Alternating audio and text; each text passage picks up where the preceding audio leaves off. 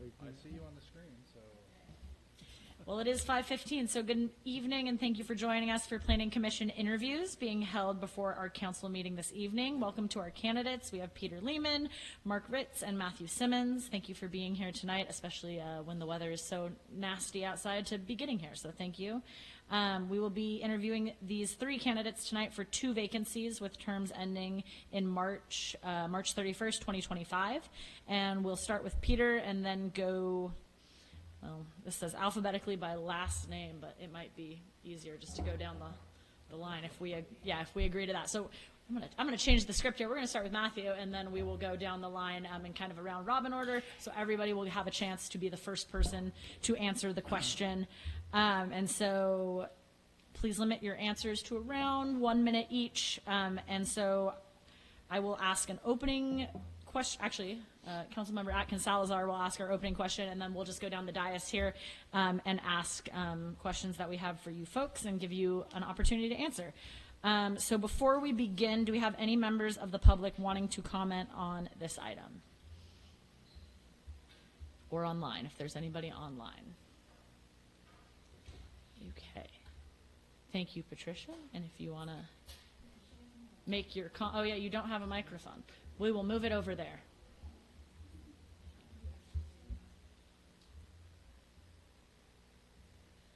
I'm sorry, I just walked through the door, so I'm assuming you're talking about the applicants. So I just have a couple quick things. I think when we fill these seats, I think we should really look at candidates that will be open and non-biased, and really try to work out details and maybe not coming on for one issue one issue item on the Planning Commission. I think this is something, I mean, the seats that we're filling with Kimberly and John, we need to honor kind of people that can really really bring a lot to solving problems that the Planning Commission works on. So I know there have been people in the past who have called us white privileged landowners when we bring our concerns to the planning commissioners, and have stated that they're frustrated with the amount of time it's taking with the Gateway project, and it should have been passed. And so these are kind of concerns from the community that I have. So anyways, I guess I'll leave it there, kind of vague. I think you all know a little bit of what my concerns are. And I also I don't know, it appears a little bit that Gina, who is an applicant, she's listed as a paralegal with the law offices of Bradford C. Floyd, and so I think there could be a possible conflict of interest with the Gateway area plan. So anyways, that was a concern. Anyways, thank you. Thank you, Patricia. Anybody else waiting to comment on our interviews this evening? Good evening, Gregory Daggett. I would say similar things, that we just need somebody that's open-minded, that doesn't have any particular agenda either side. I think we need also candidates that are thinking a little bit out of the box, because as we've seen through this process, some basic things have not been answered from the standpoint of why are we even debating over 4 stories, from the standpoint that we have Dan Cove that in the last 2 weeks has basically said that it's not affordable to go over 4 stories, excuse me, because of the cost of higher than that. It's concrete for the foundation, building construction.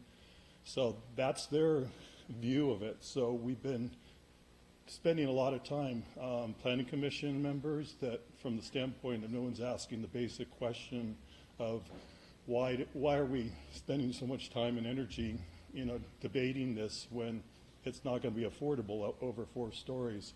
I would also address the fact that simple questions like Arcata Fire Department, they had a meeting early in August, and they were quite explicit that wait on a decision on anything with over 4 stories because they needed to supply all the information. And what happened after that? Basically, you had a meeting and you decided to go against that pretty important decision of theirs, and they still haven't actually met with you guys regarding that. And the third thing is no one's addressed, which we have somebody who's an attorney here that's a candidate from the standpoint of the Coastal Commission. That was completely ignored, and I did get feedback from the Planning Commission on that they were grateful for me pointing out how it was in conflict with that. Thanks. Thank you. Hello, my name's Joanne McGarry, and I continue to ask that all of those who want to serve in capacities for the city of Arcata really have vision, be visionaries, future thinkers. I talk often about the overview effect, the big picture. I know we have to get down to nitty-gritty sometimes, but sometimes we don't pull back and connect the dots, even in locations in our community and activities in our community and building in our community. So I would hope that the Planning Commission, along with the City Council, becomes visionaries in 2023 for the future of our community. So I hope to see people on the dais there who are visionaries. Thank you. Thank you, Joanne.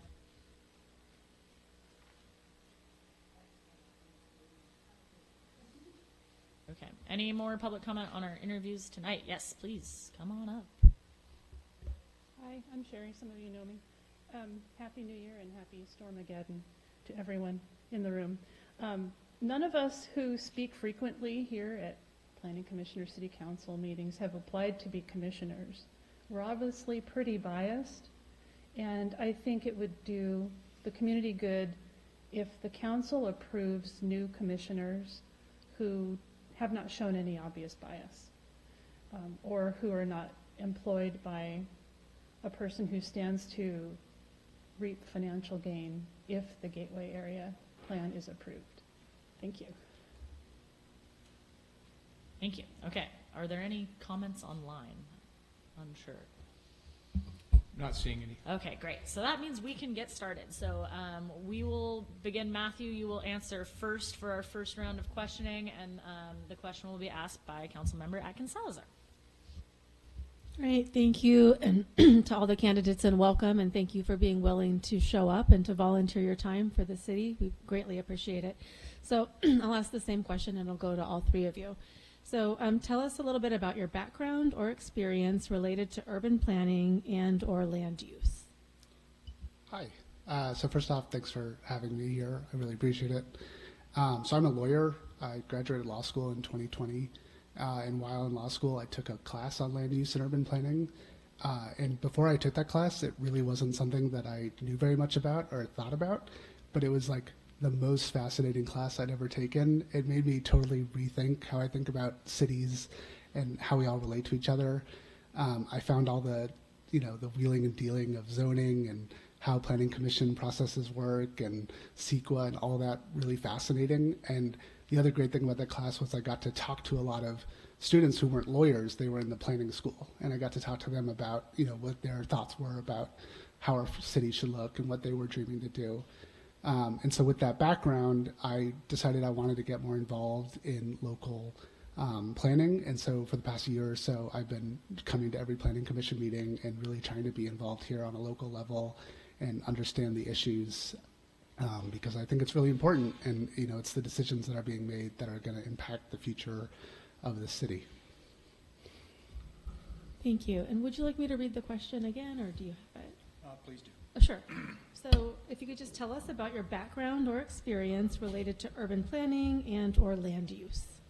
Okay, my background is actually in business. I'm one of the owners of Kinetic Coffee here locally for the last 17 years. I've also spent an enormous amount of time working in the bicycle industry and the outdoor industry as a product developer, product manager. So my background is very much in analytics and the ability to look at a number of different factors to try to figure out the best return on investment and to be sure that, the highest number of people are getting the highest amount of service out of a particular project. Thank you. And then same question. Would you like me to read it again? Sure. So tell us about your background or experience related to urban planning and or land use. Also, thanks very much for having us here and the opportunity to serve on the commission. My background is as an environmental engineer. I founded the Schatz Energy Research Center at Humboldt State University, worked there for a third of a century. I'm an expert in renewable energy, and for a number of years in the 1980s, I served on what was then called the Design Assistance Committee for the City of Arcata. So I have experience, although quite a while ago, working with exactly the same issues that the commission will face and is facing for the city. I will say this is a very exciting time for this city with Cal Poly Humboldt growing and the Gateway project happening. There's a real opportunity to make this a wonderful city, and I hope to be part of that. Thanks. All right. Thank you all. Thank you so much. We're going to start with Mark. Okay, so your question is, describe your experience or provide an example of a time where you had to work with multiple viewpoints to build consensus. Well, as I said, I've worked as a businessman for many years. One of the places where I definitely had some conflicts that I had to deal with was when I was the president of the Arcata Chamber of Commerce.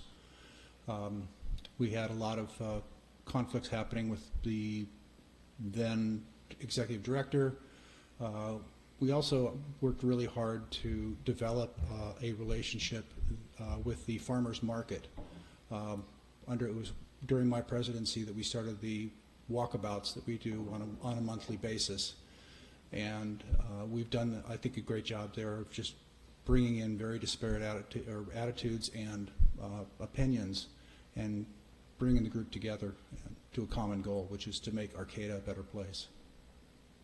Wonderful, thank you. Peter, I'll repeat the question.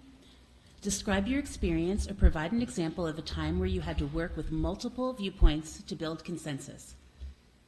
As the director of the Schatz Center, I've been the principal investigator, the director of a number of large projects, and I had to work with multiple agencies, the bureaucracies at the state of California, the California Energy Commission, the Public Utilities Commission, the Department of Energy for the federal government, and lots of local entities to get projects on the air. So I was the principal investigator for the Blue Lake Rancheria microgrid and for the airport microgrid, which just opened recently.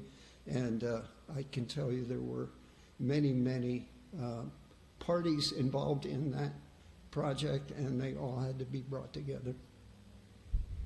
Wonderful, thank you. And Matthew, describe your experience and provide an example of a time where you had to work with multiple viewpoints to build consensus. Yeah, so right now in my work at EPIC, I'm involved in a coalition trying to change the management of a state forest down in Mendocino County.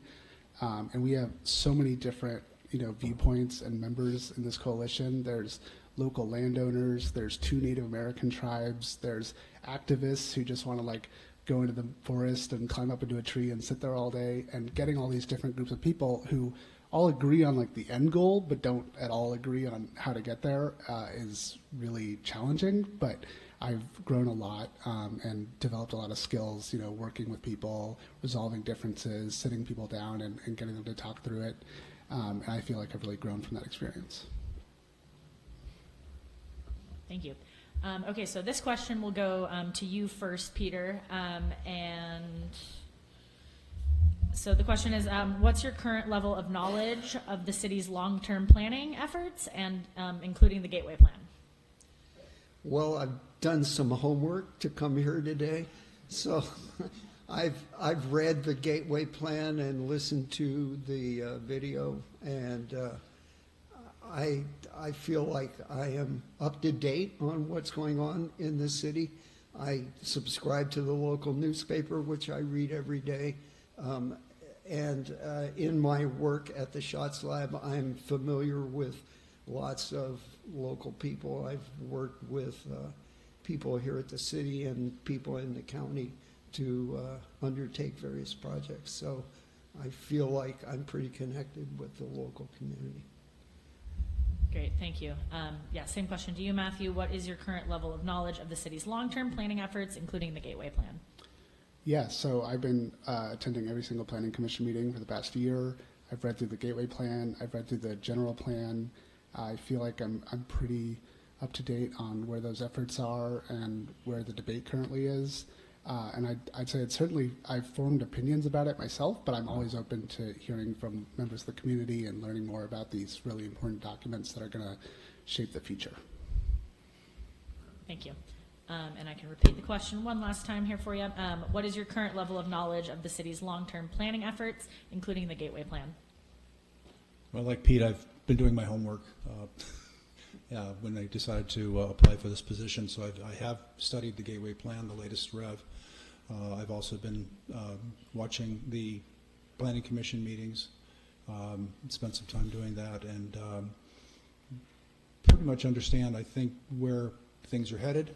I know where I would like to see it head, which is to keep the community, keep this a very community-oriented area.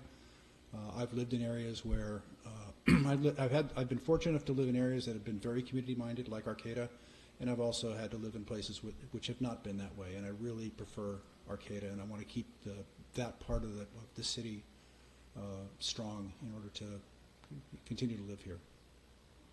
Wonderful, thank you. Our next question will be asked by Councilmember White. We will start with Matthew on that one. Yes, going back around the bend. All right, thank you. Are you familiar with the time investment required of commissioners, and how have you familiarized yourself with the Planning Commission work? Yeah, I think I am familiar with the commitment, the biweekly meetings, and then reading all the materials, obviously, as well. And then also being open to the public and answering people's emails and questions, because I really do want to make sure that I'm fulfilling that role as well as a planning commissioner. I think I'm ready to take on that work, and I'm actually really excited to be able to apply myself to this role. Thank you. Mark, same question. Are you familiar with the time investment required of a commissioner? And how have you familiarized yourself with the Planning Commission work? I am, quote unquote, retired, so I do have some spare time on my hands right now. I do, for the coffee company, I spend most of my time doing analytics for it these days. So I do have the available time, and I'm pretty much up to speed on what the position requires. So yes, I feel confident that I could hit the ground running. Thank you. And Peter, same question. Would you like me to repeat it? Yes. Absolutely. Are you familiar with the time investment required of commissioners, and how have you familiarized yourself with the Planning Commission work? I am familiar with the time requirement. As I said, I used to be chair of the Design Assistance Committee, and our workload was very similar to the current Planning Commission, and like my peers here, I have looked at the Planning Commission meetings, and I've looked at their agendas, and I've looked at their workloads, and yes, I'm prepared to do that work. I can say that my work at the Schatz Center is now decreasing somewhat. I used to be in a leadership position. I'm not anymore, and I have more time, and I'm eager to give it to the city. Thank you. Okay, so I think I have the next question. Whoever starts, Mark, okay. During a meeting, you're given a staff report that reviews a project that includes several hundred pages of the project materials, including maps, environmental review, traffic studies, etc. Share the process you would use to synthesize information or formulate a decision. This is right in my ballywick. And the first thing I would do is I would read through the entire thing. Then I would pull out those tidbits that are going to be really important, like looking at a map. If we're talking about land use, we want to make sure that the land use is going to be in the correct location. And then going through the rest of the flow of it, just to understand as much as I can, and then be prepared to ask detailed questions of staff in order to clarify any questions that I might have for them. Thank you. So I guess it's Peter next. So during a meeting, you're given a staff report that reviews a project that has included several hundred pages of project materials, including maps, environmental review, traffic studies, etc. Share the process you would use to synthesize information and formulate a decision, please. Thank you. I'm smiling because I do this for a living and have for the last 40 years. I would read the report. I have read many reports like it, and I would formulate the kind of concerns I have, write them down, and bring them to the meeting. Again, I have done this many, many times over the various projects I've worked on. Thank you. So during a meeting, Matt, you are given a staff report that reviews a project that includes several hundred pages of project materials, including maps, environmental review, traffic studies, etc. Share the process you would use to synthesize information and formulate a decision, please. Yeah, so I'm an environmentalist, but I love to print stuff out and write all over it and like put sticky notes on all the pages where I have additional questions. I usually read through the whole document once first, marking all the places that I want to go back to as I read through it. And then I like to sort of sit with it for a day usually. And we were talking about how we do this for a living. Reading through large documents like this, especially CEQA documents, is what I do at work all day. Usually with the mindset of sort of attacking a document, but I think that that ability sort of can translate into thinking about whether or not to approve a document just as well. And so I'm excited to have another opportunity to do that kind of work. Thank you all. Wonderful. So we do have a little bit more time, so I wanted to ask one more question of you folks, and so I guess Peter, you would start with this one, and so I just wanted to ask, we've talked a lot about the Gateway Plan, but even besides that, what do you believe is one of the most significant planning challenges that the city is facing today? That's a good question. Here's what I think. I've been spending, I think the most critical issue of this century is climate change. And I've been spending my life dealing with climate change from the point of view of trying to get more renewable energy into our society. But that's only part of the issue. In fact, that's not the hardest part. The hardest part is designing our cities so we get people out of our cars and we get them to walk and bike. And that's the challenge of the next century. And that's the challenge that Arcata is facing and trying to deal with in the Gateway Plan. And I think that's where our efforts should be. Okay, thank you, Peter. Same question to you, Matthew. Again, what do you believe is the most significant planning challenge in the city today?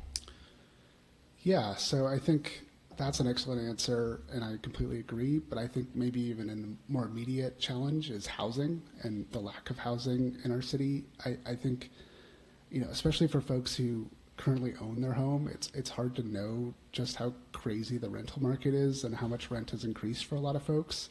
And so I think building more housing so that we can have people stay and keep rents under control is incredibly important. And then building that housing in a way that keeps the character of Arcata that we all care so deeply about is really important as well. I grew up in a place that's sort of a sprawling suburbia where everyone drives a long time to get to work every day. And I don't think that's what we want to see Arcata and Humboldt become. And so, developing a plan that gets us out of our cars and also make sure there's room for everyone is the most important thing. Thank you. And lastly, to you, Mark, again, what do you believe is the most significant planning challenge in the city today? First of all, I think both of these gentlemen have given great responses to this one. I think that one of the major issues that we're going to have is the continued evolution of Cal Poly and its effects on the city. As it continues to grow, we need to make sure that we have the infrastructure available for the influx of both students and faculty and support staff. So we need housing, we need transportation, we need all of those things. We need we need businesses that are going to all be able to support the influx of people in a way that's going to keep our community strong, but not become like another Santa Cruz or something like that. It's the last thing in the world I would ever want to see here.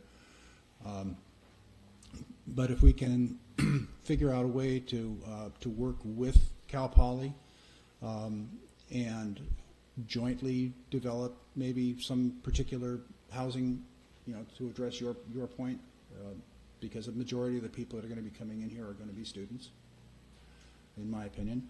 But we're going to have we will need the infrastructure, and I think that's the key thing that we need to study and work for. Great, thank you. Council, any other final questions we want to ask? We have a few more minutes before our 6 o'clock meeting. Yeah, just a real quick one. That's, do you have any investment properties or business interests that may present real or perceived conflicts of interest related to your work on the city's planning commission? And I think we will start with, I don't remember, Peter. I don't know. I own a rental property, and I own a home, and I own a vacant lot in Arcata, and I don't know the answer.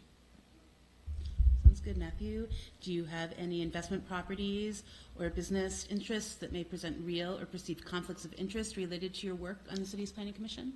I own no properties and have no business interest in the city. Mark, do you need me to repeat the question? Yes, I have. I do not own any property. My wife does here in town, and I am the co-owner of a small business. Thank you, folks. Okay, well, or do you have another question that you wanted to ask, Kimberly? Okay, go ahead. Yep. I was wanting to know if, who's first, I guess? Matt. How many stories do you think would be best for the city of Arcata?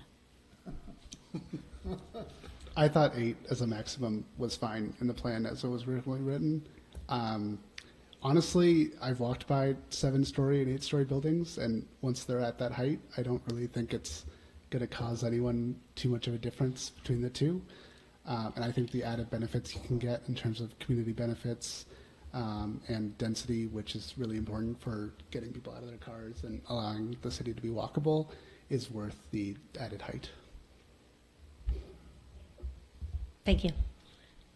Mark, do you want me to ask that question again? Yes, please. Yeah, absolutely. How many stories do you think would be best for the city of Arcata with regards to building height?